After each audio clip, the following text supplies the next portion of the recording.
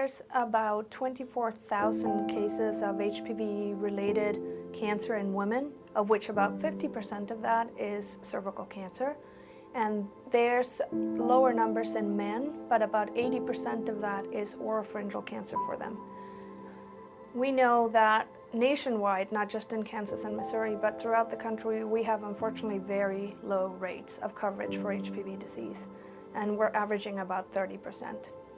For every year that we stay at 30% coverage, we are allowing about 4,000 new cases of cervical cancer and about 1,500 deaths. And that's on us, physicians. So, we have an opportunity to turn this around today.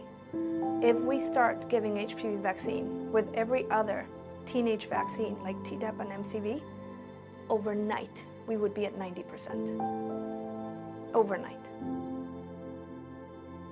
This vaccine has been widely used not just in the United States but throughout the world. So we have millions and millions of doses given and information of the health of those children. And we know that it's a safe vaccine, as safe as the Tdap or the meningococcal vaccine that's given at the same time. The biggest problem with this vaccine is that there's no logic here, it's all emotion. Because if parents use just their logic, 100% of children would be vaccinated. This is an emotional decision because it got confounded with sexual activity. This has nothing to do with sex. And they need to separate these 2 points. One thing is, when is their kid going to be sexually active or not? Are they going to have sex until they get married? That's a separate conversation. This is about cancer. And you should not be mixing those 2 things together. Sometimes even providers are mixing this cancer prevention vaccine with sex. So de-link it, separate these 2 things out.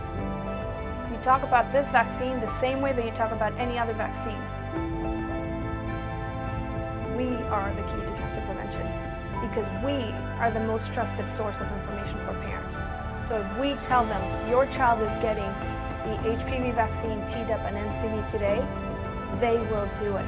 If you say it, they will do it. If you don't say it, they will not do it.